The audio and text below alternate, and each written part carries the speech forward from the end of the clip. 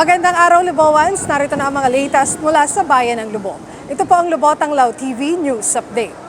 Nabiyayaan ng libreng bigas ang mga senior citizen officials buhat sa 26 barangays dito sa ating bayan.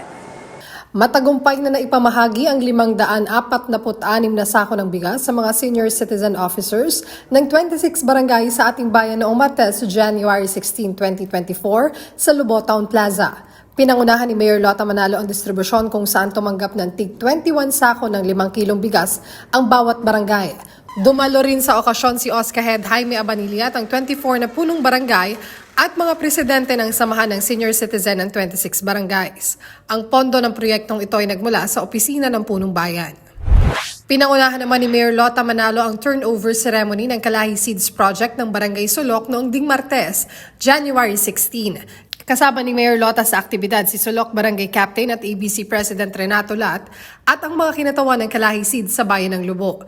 Public address system at bagong generator set ang napili ng barangay na maaaring magamit sa panahon ng sakuna. Ito na ang huling proyektong na-turnover ng Kalahi Seeds para sa Phase 1.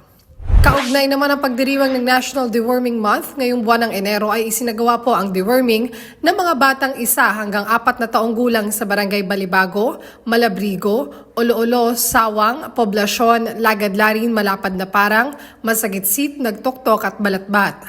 Pinangunahan po ito ng ating Municipal Health Office kung saan mga trained health workers ang siyang nagbibigay ng pampurga sa mga bata. Sa kasalukuyan ay umabot na po sa 9 na barangay ang nabigyan ng gamot na pampurga at patuloy itong gagawin ng mga health workers ngayong buong buwan ng Enero sa ating bayan.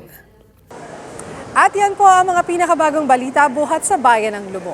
Ako po si Angelic Atienza Romero. Muli, ito po ang Lubotang Lao TV News Update.